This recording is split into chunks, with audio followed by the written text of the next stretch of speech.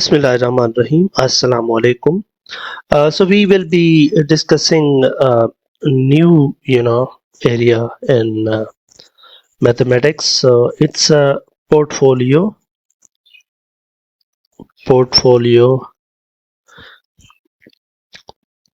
theory, and risk management.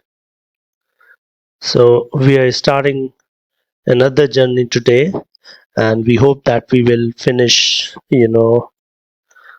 some of the things from this side. So what this course is all about. So this course is mainly about, or it deals with the investors. Uh, so almost everyone uh, will try to invest his own money whenever he or she has got some money, right? Uh, so like if there is an investor. So what are kind of his wishes, or what does an investor wants? So what investor wants is to to make money, to make more money. So let me start from here. So assume that there is an investor which comes to the market and invests some amount at time zero. So that's something that he invests at time zero. So are you can give this name as s of zero, or you can give it any name. uh, so let's say there is an investor who is coming to the market, and he or she wants to invest some amount at time zero. So his investment has to do something with his investment can be risky,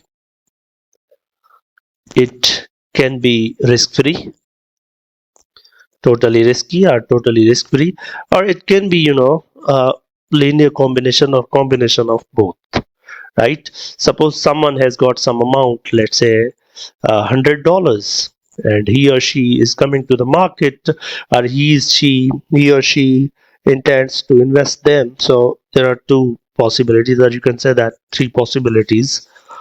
So one thing is he can put all the money into risk-free assets, like he or she can purchase bonds from the market and keep them with themselves. So it will either increase, or it will remain the same. The other thing could be he or she can come to the market and invest into risky assets like stocks. So he or she purchases shares of some company, or maybe more than one company. So like if you ask me, in Pakistan's stock exchange, so he or she can invest in Madi. So it's a company. So he or she can invest some amount X into Madi. So it's a company, or Angro fertilizer, or maybe he or she can go into SNGP, which is Sui Northern Gas Company Limited, the Sui Northern Gas SNGP, or he or she can also invest in, let's say, FFC. So or any other company. So stocks or the shares are there in the stock market, and the investor can go there and purchase them. The problem with these investments is these are risky. So you can lose money, you can gain money, right? What is the third possibility? As third possibility can be that this amount can be invested in the combination of both, like some amount X into risky assets and some amount Y into risk free. So that can also be the possibility.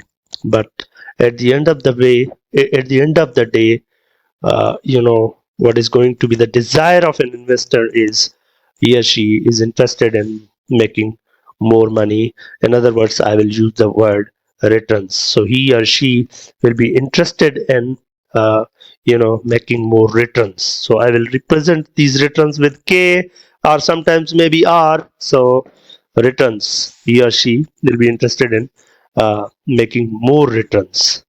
At the same time, the investor will also like to minimize the risk. When you know so like minimizing risk, right? So what do we mean by minimizing risk? So like these are risky assets. So risky assets means their prices can go up or can go down. So the prices are uncertain in some way. So when this is the case, so at that time, the investor will try to find out some consultant who will tell him or her that the the portfolio, or the strategy. What should be a strategy? That what should be a strategy that the risk is minimum and the returns are maximum, or you can say that the profit is maximum. So maximizing, profit maximizing, and risk minimizing. So this is going to be the key idea that we will be moving around in this course. Risk minimizing, profit maximizing, and risk minimizing, right?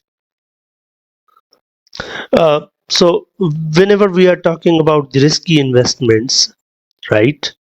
So risky investments, so you know that if you are investing some money at time 0, I'll call that as s of 0. So at time 1, let's say the value is s of 1. So now this value, if I have invested all of my money into risky assets, I have not left any money into risk free asset.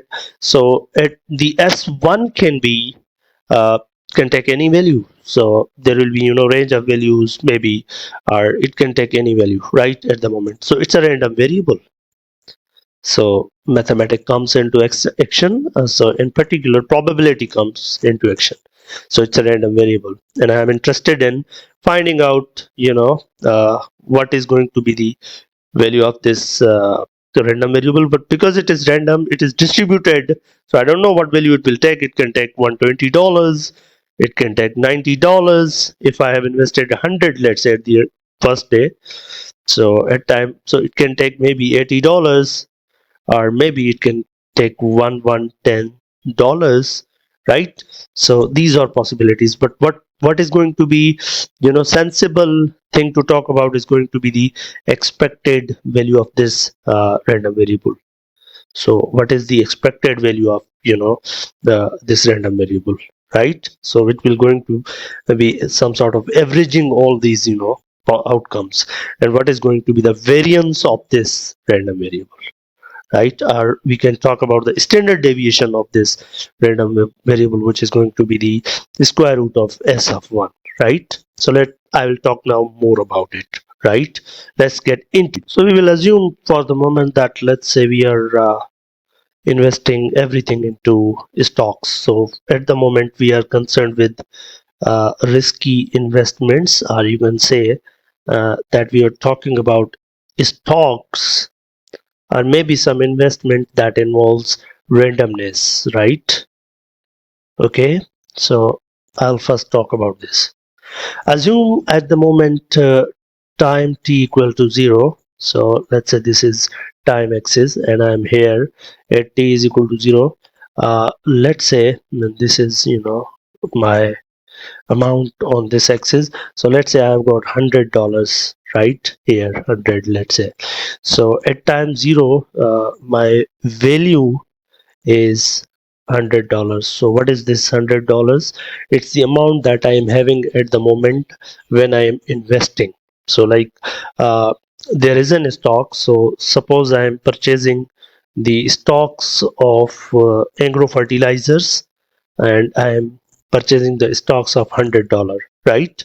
So at time t equal to 1, I want to see what is going to be the value, right? What is going to be the value? So I know that this at time 1, it is going to, it is something which is random. So at time t is equal to 1, s can take a value of maybe $120, maybe $80, or maybe $90 somewhere, or maybe $140, right? So at time 1, it can take any value, right? So it's a random variable, and I'm interested in finding out its expectation. So I can define this s of 1 mathematically. So mathematically, what is going to be this s of 1? So it's a random variable.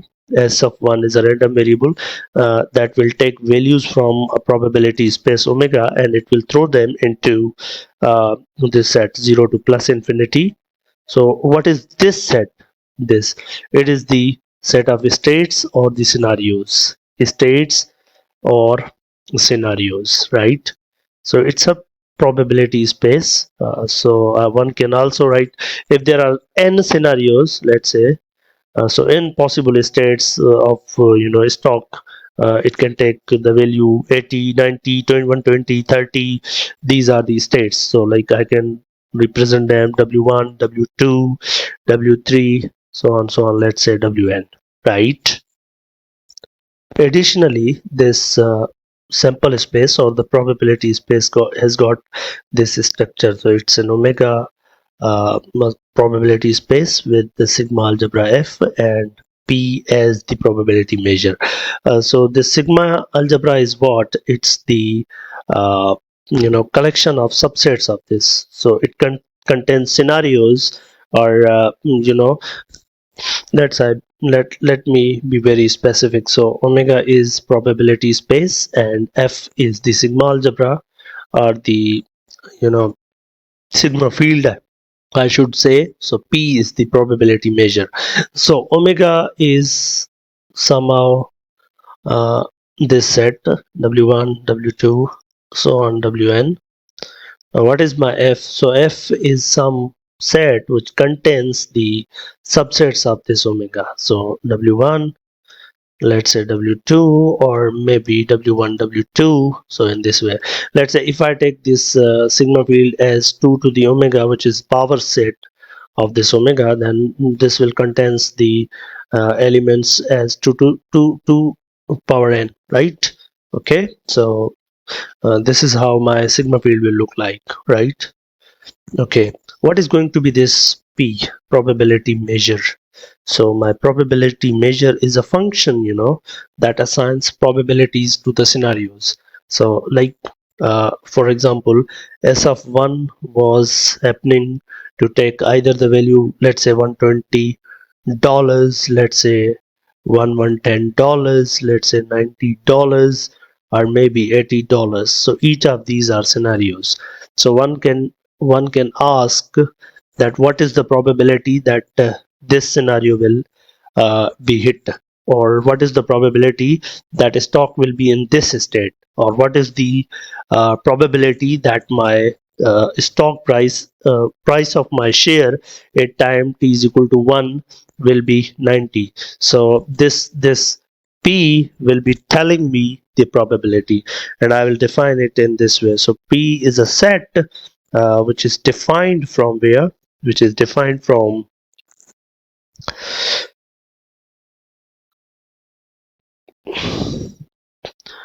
sigma field f to 0, 1, right? Okay, so it will take any one sample point from here. So let's say and additionally, so let's say, okay, so let's say I will represent the probability of happening scenario w1 is p1. Then in this way you can say probability of uh, state stock to be in this state is going to be, let's say, pi. So in this way, I can assign the probabilities to different scenarios, right? Okay, fine. Additionally, because it is it's probability measure, so probability measure must satisfy that sum of probabilities is equal to 1, right?